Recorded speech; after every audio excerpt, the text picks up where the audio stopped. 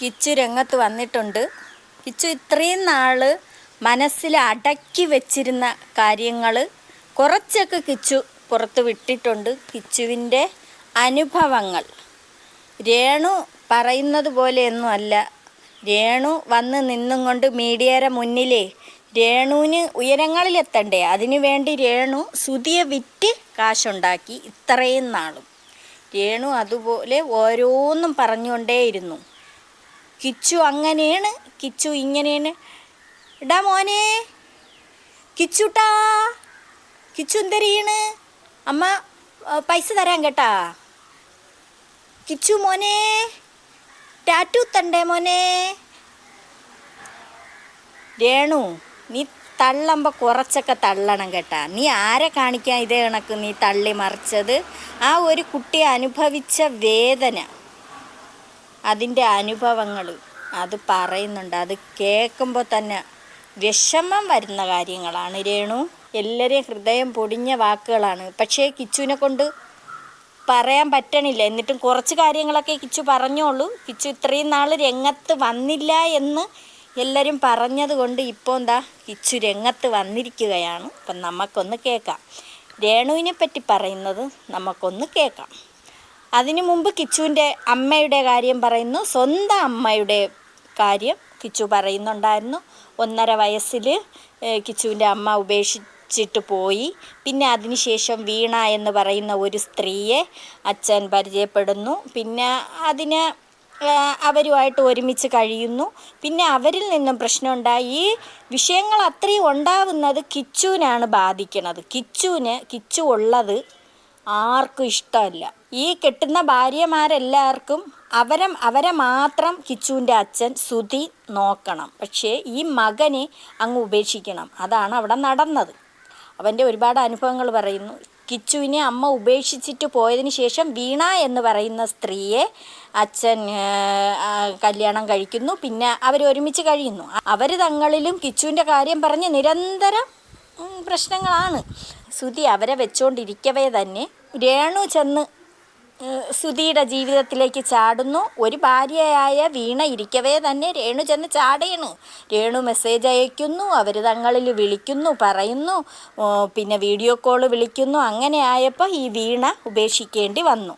വീണ പറഞ്ഞു, എന്നാ നീ എടുത്തോ, ഞാൻ പോവേണു എന്ന് പറഞ്ഞിട്ട് വീണേരെ പാട് നോക്കിപ്പോയി. അവർക്ക് കല്യാണം കഴിഞ്ഞ് അവർ കല്യാണം 2 കുട്ടികളും ഉള്ള ഒരു സ്ത്രീ ആയിരുന്നു. പിന്നെ സുധി ആയിട്ട് അവർ കണക്ഷൻ അങ്ങണ്ടായി. അങ്ങനെയായി അവർ ഒരുമിച്ച് കഴിയായിരുന്നു. ഈ വീണ സുധിയായിട്ട് പിരിയുന്നു, ഡിവോഴ്സ് ആവുന്നു. പിന്നെ ഈ സ്ത്രീ പെട്ടെന്ന് തന്നെ വന്ന് വീഴേണ്. അതിൻ്റെ ഇടയിൽ രേണു അമ്മച്ചി കിച്ചു മോനെ എന്ന് വിളിക്കുന്ന രേണു ഇല്ലേ?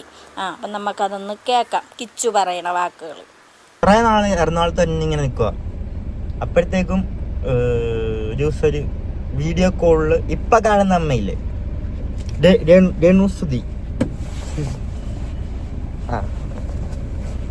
രേണു സുധി ആദ്യം അമ്മേനെ. ആ രേണു സുധി എന്ന് പറയുമ്പോൾ കിച്ചുവിന് ഒരു ചിരിയൊക്കെ ഉണ്ട്. അവൻ്റെ മനസ്സിലെ വിഷമങ്ങളും എല്ലാം കൂടെയാണ് പറയണത്. എറണാകുളത്തുള്ള സംഭവമാണ്. കഷ്ടം, പാവം, എന്തൊരു വിഷമത്തോടു കൂടിയ മോൻ പറയണമെന്നറിയാം. വീഡിയോ കോളിൽ കാണുന്ന ആ ടൈമിൽ ഭയങ്കരമായിട്ട് കമ്പനിയായി അമ്മയായിട്ട്. സൂപ്പറായിരുന്നു ആ ടൈമിൽ. അപ്പം അങ്ങനെ ഒരു ദിവസം അമ്മ ഞങ്ങൾ എറണാകുളത്ത് നിൽക്കുമായിരുന്നു. ഞാൻ കാണാമെന്ന് ഇങ്ങനെ കണ്ട് ഭയങ്കരമായിട്ട് കമ്പനിയായി. മനസ്സിലായി? അങ്ങനെ ഒരു ഭയങ്കര കമ്പനിയായി. ഇങ്ങനെ ഒരു ഇതില്ല, ഇങ്ങനെ കമ്പനിയായി. പിന്നെ അച്ഛനും ഇങ്ങനെ എൻ്റെ അടുത്ത് വന്നിട്ട് ഇങ്ങനെ ഒരു ദിവസം എൻ്റെ അടുത്ത് വെച്ച് ഇങ്ങനെ, ഞാൻ കല്യാണം കഴിക്കട്ടെ, നിനക്ക് എന്താണ് പറയാനുള്ളത്? അച്ഛന് ഇഷ്ടമാണോ? അച്ഛൻ വന്നിട്ട് എപ്പോഴും മോൻ്റെ അടുത്ത് ചോദിക്കുന്നുണ്ട്. ഇപ്പം മോനുമായിട്ട് എന്നെ കമ്പനി ആയെന്ന് പറയുന്നു രേണു. കല്യാണം കഴിക്കട്ടെ എന്ന് ചോദിച്ചിരുന്നു. രേണു വീഡിയോ കോളൊക്കെ വിളിക്കുമായിരുന്നു. കല്യാണം കഴിക്കട്ടെ എന്ന് ചോദിച്ചപ്പോൾ എന്താ ഇതിപ്പം അച്ഛൻ ആദ്യം ഒന്ന് കല്യാണം കഴിച്ചാലുള്ളതാണ് കിച്ചു. 2ാമത് വേറൊരു സ്ത്രീയെ കല്യാണം കഴിച്ചതാണ് വീണ. 3ാമത് വീണയെ വെച്ചുകൊണ്ടിരിക്കവേ തന്നെ സുധി ഈ രേണുവായിട്ട് കണക്ഷനായി. രേണു ചില്ലറക്കാരിയൊന്നും അല്ല. ഇങ്ങനെ അച്ഛന് ഇഷ്ടമാണോ? നമുക്ക് ആ രീതിയിൽ പറഞ്ഞു. അപ്പം അങ്ങനെ കൊല്ലത്തെ വീട്ടിലൊക്കെ വന്ന് ഇവിടെ സംസാരിച്ച്, വല്യമ്മയൊക്കെ ആയിട്ട് സംസാരിച്ച്. അല്ല, അതിൻ്റെ ഇടയ്ക്ക് ഇത് കിടന്നിട്ടുണ്ട്. വീണയും അച്ഛനും തമ്മിൽ ഡിവോഴ്സ് കാര്യങ്ങളെല്ലാം ആയി. ഇങ്ങനെ പൈസ കൊടുക്കണം അങ്ങനത്തെ രീതിയിൽ ഉള്ള രീതിയിൽ പൈസയൊക്കെ കൊടുത്ത് ഡിവോഴ്സായി. അത് കഴിഞ്ഞിട്ടാണ് അമ്മേനെ കെട്ടുന്നതും കേട്ടോ ഇപ്പോഴത്തെ. അങ്ങനെ കൊല്ലത്തൊക്കെ സംസാരിച്ച് എല്ലാം റെഡിയായി. ഞാനും അച്ഛനും അമ്മയും എല്ലാവരും കൊല്ലത്ത് നിൽക്കുന്നു. അതിൻ്റെ ഇടയ്ക്ക് കൊല്ലത്ത് വെച്ചിട്ട് ചെറിയൊരു വഴക്കായി. ഞങ്ങൾ കോട്ടയം പോകുന്നു. സ്റ്റോറി സ്റ്റാർട്ട്സ് നൗ എന്ന് പറയാം അല്ലേ. കോട്ടയത്ത് ചെല്ലുന്നു. ആദ്യമൊക്കെ ഭയങ്കര രസമായിരുന്നു, സൂപ്പറായിരുന്നു. ഇങ്ങനെ ഞാൻ കൂടുതലും വീട്ടിൽ കൊല്ലത്ത് നിൽക്കുമ്പോൾ എന്നെ ഇങ്ങനെ അച്ചാമ്മ പുറത്തോട്ട് കളിക്കാനൊന്നും വിടത്തില്ല. അപ്പം അങ്ങനെ കൂട്ടുകാർ അങ്ങനത്തെ രീതിയിൽ കളിക്കാനൊന്നും പോകത്തില്ല. ചേച്ചി, പാറു, ഞാൻ അങ്ങനെയുള്ളൊരു സെറ്റിൽ നിന്ന് കളിക്കത്തുള്ളൂ. അപ്പം എനിക്ക് ആഗ്രഹമൊക്കെ ഉണ്ട് ഇങ്ങനെ പുറത്തേക്ക് കളിക്കണം. പക്ഷെ വഴക്ക് കിട്ടും. എങ്കിലും അറിയാതെ ഒളിച്ചൊക്കെ പോയിട്ട് വരും. അങ്ങനെ ഇവിടെ വന്നപ്പോഴത്തേക്ക് ഞാൻ ഭയങ്കരമായിട്ട് ഫ്രീ ആയി. ഞാൻ, അച്ഛൻ, അമ്മ, പിന്നെ അവിടുത്തെ രീതിയിൽ ഭയങ്കര ഒരു ഫ്രീഡം. ആദ്യമൊക്കെ എല്ലാവർക്കും കോട്ടയത്ത് വന്നപ്പോൾ ഭയങ്കര സ്നേഹമായിരുന്നു. പിന്നെയാണ് സ്വഭാവങ്ങൾ അങ്ങോട്ട് മാറി തുടങ്ങി. രേണു ചേച്ചീര പിന്നെ മകനെ സ്നേഹിക്കണ്ട എന്നൊരു രീതിക്കായി രേണുവിന്. സുധി മകനെ സ്നേഹിക്കണത് ഇഷ്ടമല്ല. ഇതാണ് അവിടുത്തെ കാര്യം. ഞാൻ അച്ഛനെ എപ്പോഴും കാണുന്നു അങ്ങനത്തെ ഒരു ഇതായി. പിന്നെ ആ ഒരു ഇത് കഴിഞ്ഞ് ഞങ്ങൾ കോട്ടയത്ത് നിൽക്കുന്നു. പിന്നെ കുറച്ച് കഴിഞ്ഞപ്പോഴത്തേക്കും എന്തൊക്കെയോ എല്ലാവരും ഇങ്ങനെ കോട്ടയത്ത് വന്ന് ആദ്യമൊക്കെ സെറ്റപ്പ്. പിന്നെ അങ്ങോട്ട് പോവാ എന്തൊക്കെയോ ഇതാകുന്നു. എല്ലാവരുടെ ഒരു സ്വഭാവമൊക്കെ ഒരു മാറ്റം. എന്തോ പറയണമെന്ന് എനിക്ക് ബാക്കി പറയാം. ഞാൻ ഒരു കമ്പ്യൂട്ടറൊക്കെ എടുത്തൊരു റൂമിനകത്ത് ഇങ്ങനെ അതിനകത്ത് ഗെയിം കളിച്ച് എൻ്റെ ലൈഫ് മൊത്തം ഒരു ഭയങ്കരമായിട്ട് ഇങ്ങനെ ആവാൻ തന്നൊരു കാരണം അതുമല്ല, അതും വേറെയാ. ഇതൊക്കെയാണ് ഇതിൻ്റെയൊക്കെ ഒരു തുടക്കം. അവിടെ തൊട്ടെന്നാണ് എൻ്റെ ഒരു തുടക്കം. ഒരു റൂമിനകത്ത് ഇങ്ങനെ കമ്പ്യൂട്ടറും കളിച്ച് ഇങ്ങനെ അതിനകത്ത് എന്ന് പറഞ്ഞാൽ വേറെ കണക്ഷൻ ഇല്ല. അച്ഛൻ മാത്രം എൻ്റെ റൂമിൽ വരും, എനിക്ക് ഫുഡ് തരും, പോവും. ഇടയ്ക്ക് ഋതപ്പം വല്ലതും റൂമിൽ വന്നിരിക്കും. ഋതപ്പനെ ഞാൻ പിടിച്ച് മടിയിരുത്തി കീബോർഡിലൊക്കെ ഋതപ്പം കളിച്ചുകൊണ്ട് ഇങ്ങനെ ഇരിക്കും. ഇത് മാത്രമേ ഉള്ളൂ. ഞാൻ ആ റൂമിൽ നിന്ന് പുറത്തിറങ്ങത്തില്ല, ആരുടെ അടുത്തും മിണ്ടത്തില്ല. എന്തോ ഒരു ഇതായി അപ്പം മുതൽ. പിന്നെ കൊറോണ വന്നിട്ട് ഋതപ്പനുണ്ട് കേട്ടോ ആ ടൈമിലൊക്കെ.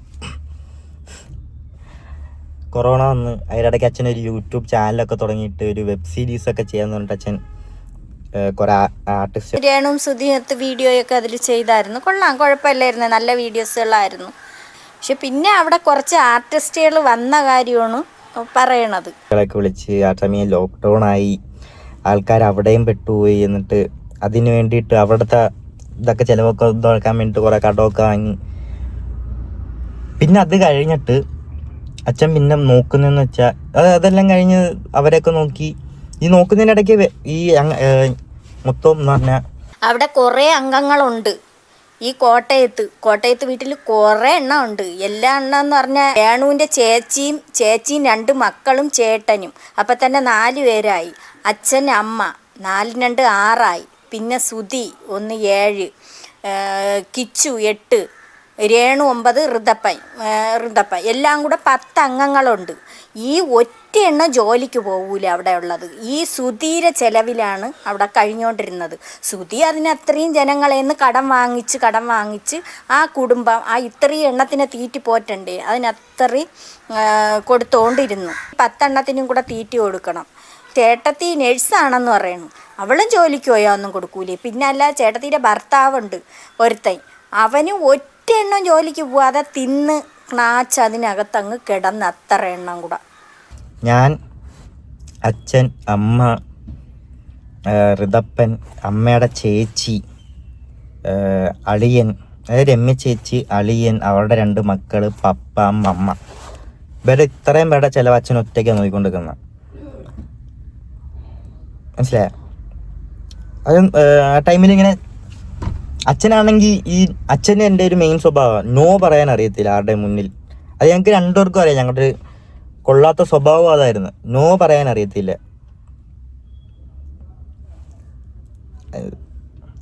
ഓപ്പോസിറ്റ് നിൽക്കുന്ന ചിലരങ്ങനെ വിചാരിക്കും, മറ്റുള്ളവർക്ക് അത് വിഷമമാവോ എന്ന് വിചാരിച്ചുകൊണ്ട് ആരും അത് പറയൂല. അതിനത്രയും കിച്ചു സുധി ഒരുപാട് അനുഭവിച്ചു രേണുവിൽ നിന്നും. രേണു സൂച്ചേട്ടൻ എന്ന് പറയുമല്ലോ. രേണു, നീ ചെയ്തു കൂട്ടിയ പ്രവൃത്തികളുണ്ടല്ലോ ഈ മോൻ്റെ അടുത്ത്. നീ പറയുമല്ലോ കിച്ചു എൻ്റെ മോനാണ്, കിച്ചു എൻ്റെ മോനാണ്, കിച്ചു മോൻ, കിച്ചുവിന് അത് കൊടുക്കണം ഇത് കൊടുക്കണം.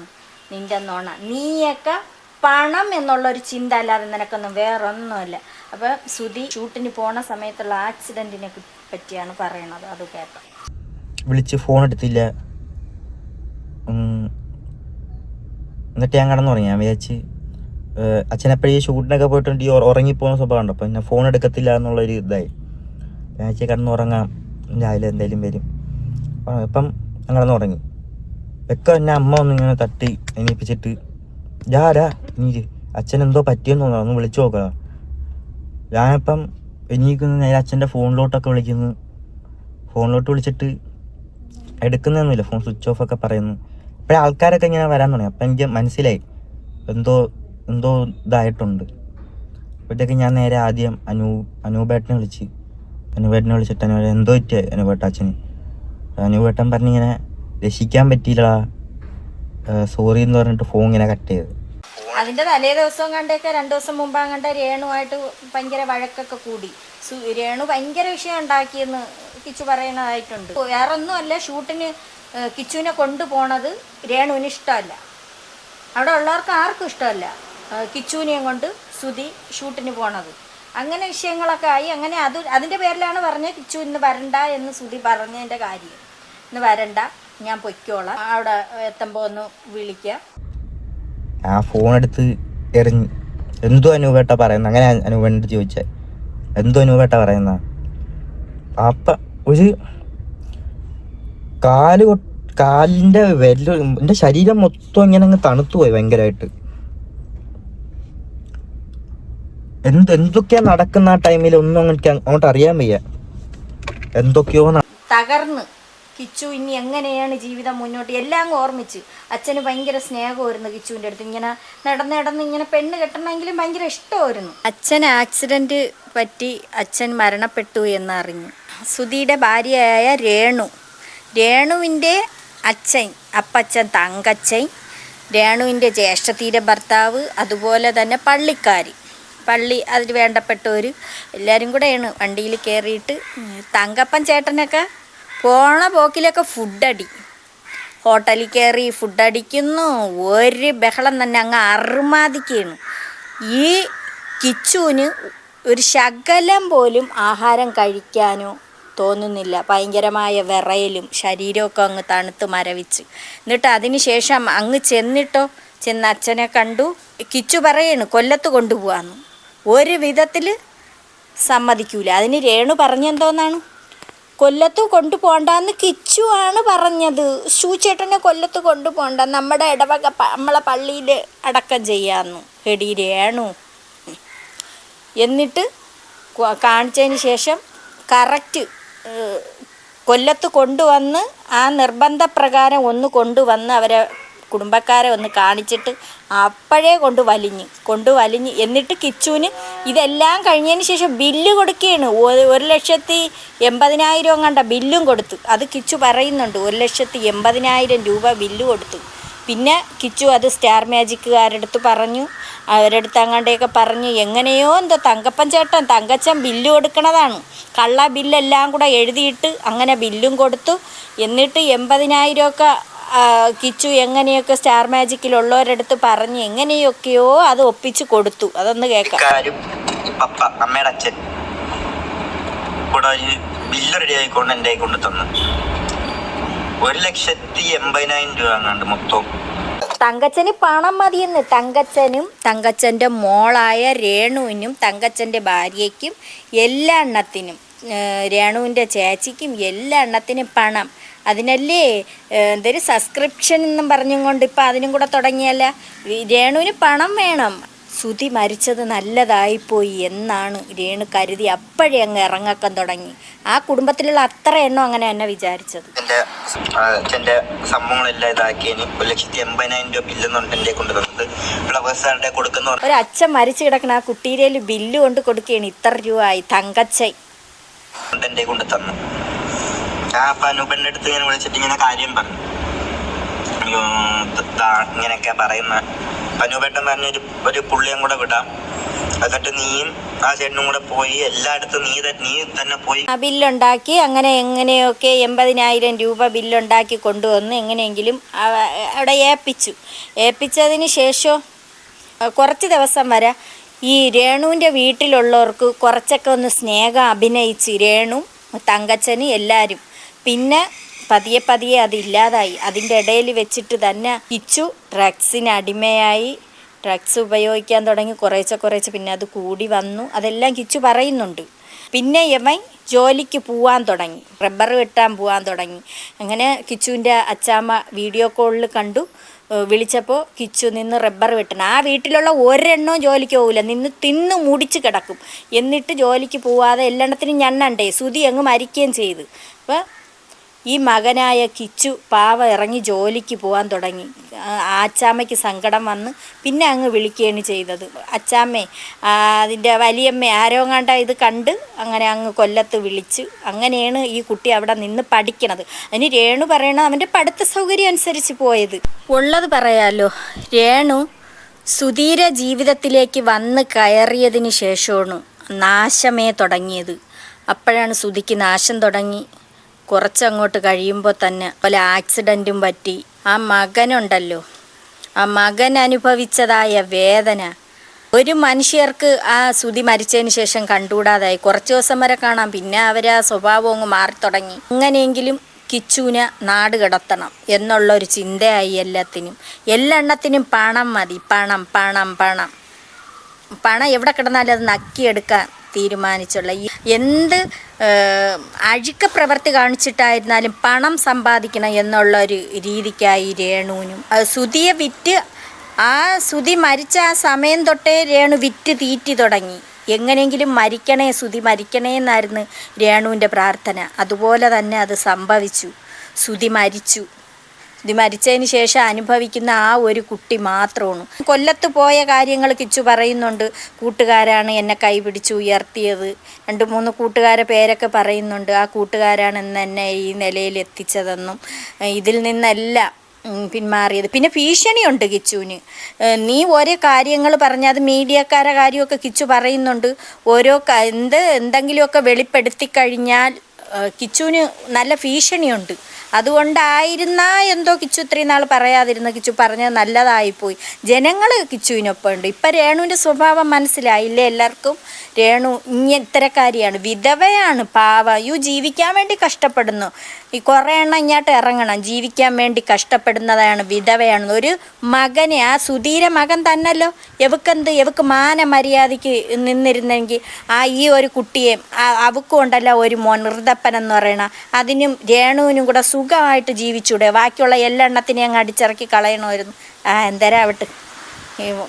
എന്തായാലും ഈ കുട്ടിയാണ് അനുഭവിക്കണത്. എന്നിട്ട് കൊണ്ടുവന്ന് വീട് വെച്ചതും കോട്ടയത്ത്. എല്ലാം അവളെ നിർബന്ധമായിരുന്നു. കോട്ടയത്ത് വീടുണ്ടാക്കണം, ഇനിയിപ്പോൾ ഇൻഷുറൻസ് തുക കിട്ടും, അതെല്ലാം റെഡിയാക്കി കൊടുത്ത്. ഇൻഷുറൻസ് തുകയും കൂടെ അവൾ മേടിച്ച് അകത്തോട്ട് വയ്ക്കും. എടി നിനക്കിതൊക്കെ എവിടം കൊണ്ട് തികയോടി?